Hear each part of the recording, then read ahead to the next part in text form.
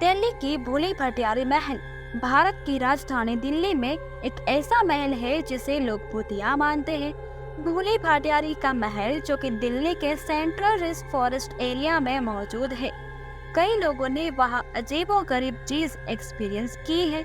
कई लोगों ने वहाँ एक सफेद साड़ी पहने एक अजीब सी दिखने वाली औरत को देखा है, बल्कि कुछ लोगों ने अजीब सी काली परछाइयों को भी देखा है। कभी किसी के चीखने की आवाज तो कभी हवा का एकदम से रुक जाना, जिससे कई लोगों को वहां सांस लेने में तकलीफ भी हुई है। कई लोग मानते हैं कि यह एक रानी की आत्मा भटकती है। भूली भटियारी के महल की सिक्योरिटी के लिए भी वहां आज तक कोई भी गार्ड रात में टिक नहीं पाया है। रोज शाम होते ही वहां पुलिस बैरिकेडिंग करना शुरू कर देती है। किसी का भी वहां अंधेरा होने के बाद जाना मना है। लेकिन अर्पित और उसकी दोस्त कार्तिक और शिखर उस महल के बारे में कुछ नहीं जानते थे। वो तीनों हर संडे अपनी साइकिल लेकर शाम को साइकिलिंग राइड पर जाया करते थे। उन्होंने अपनी साइकिल्स पर लगभग पूरी दिल्ली घूम ली थी, पर एक संडे शाम दिल्ली के सेंट्रल ब्रिज वाले रोड पर साइकिल चलाते चलाते एक अजीब सी सुनसान सी जगह पर पहुंच गए थे। अर्पित को वहां एक पुराना महल दिखा तो वो वहीं रुक गया और उस महल को बड़े ध्यान से देखने लगा। अर्पित को देखकर कार्तिक और शिखर भी वहां रुक गए। उस महल के पास ठंडी हवा चल रही थी। पसीनों की तरह तीनों दोस्त वहीं रुक गए और वहीं आराम करने लगे। अर्पित को वह पुराना महल बड़ा अच्छा लग रहा था तो वो उसके अंदर चला गया। कार्तिक और शिखर वहीं बाहर खड़े महल के साथ अपनी फोटोज खींचने लगे।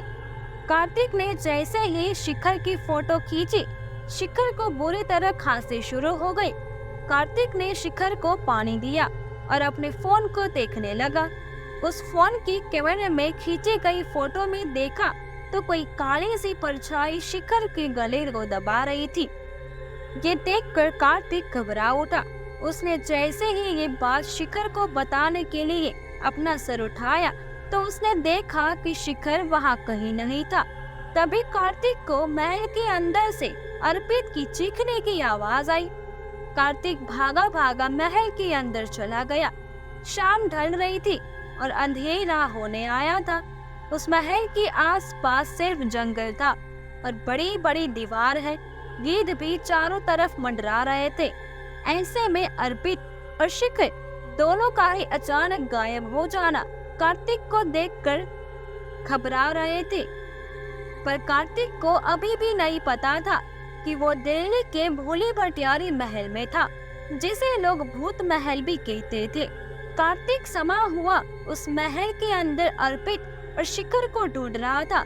अर्पित, अर्पित, शिखर, शिखर, कहाँ हो तुम लोग? उसने कई बार दोनों को आवाज लगाई पर सामने से कोई जवाब नहीं आया। तभी अचानक उसे किसी के रोने की आवाज आई। उस आवाज के पीछे गया तो उसने देखा कि एक बूढ़ी औरत वहाँ एक कोने में बैठकर सिसकियां भर रही थी। उसका चेहरा उसकी शाल से ढका हुआ था। उस बूढ़ी औरत का हुलिया देखकर कार्तिक की जान निकल रही थी।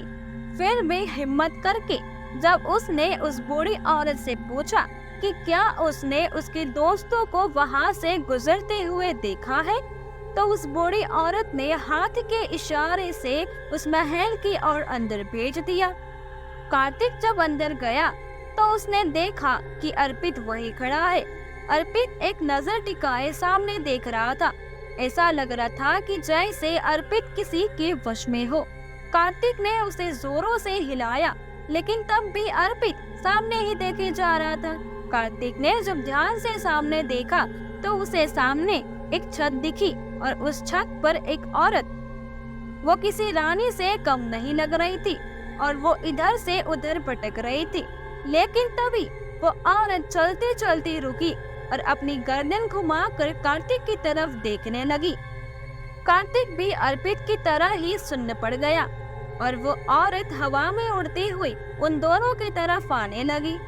अचानक से शिखर वहां आ गया और उसने देखा कि कार्तिक और अर्पित दोनों को ही फिट्स यानी दौरे पड़ रहे हैं। शिखर को औरत नहीं दिख रही थी। उसने तुरंत ही अर्पित और कार्तिक पर पानी डाला और उन्हें जोरों से हिलाया। तब जाकर अर्पित और कार्तिक को होश आया। दोनों इतना डरे हुए थे कि उनके मुंह से एक आवाज भी नहीं निकल रही थी। शिखर ने बताया कि उस पास में एक बहुत खूबसूरत मोर दिखा था, तो उसे देखने चला गया और जब वो वापस आया तो उसे अर्पित और कार्तिक की चीखें सुनाई दी।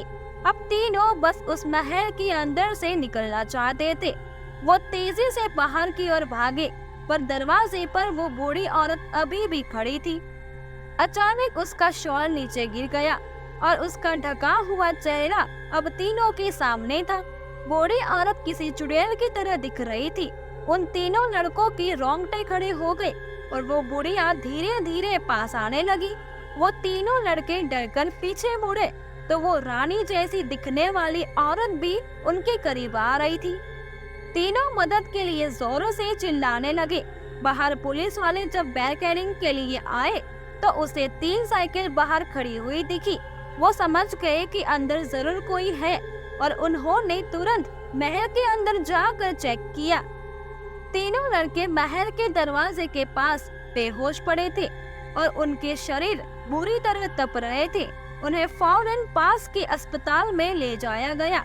जब उन्हें होश आया तो उन्हें कुछ भी याद नहीं था कि उस बूढ़ी औरत को देखने के बाद उनके साथ क्या हुआ। कहानियों की माँ ने तो शायद वो रानी जैसी दिखने वाली औरत फिरोज शाह तुगलक की रानी थी, जिससे राजा ने उस महल में नजर बंद कर दिया था। और वो बूढ़ी औरत शायद एक औरत थी जो रास्ता भटक कर इस महल में पनाह लेने आई थी। कहते हैं दोनों ने ही इस महल के अंदर अपना दम तोड़ दिया था। और हाँ, आपको क्या लगता है, आप भूली भटियारे के महल में जाना चाहेंगे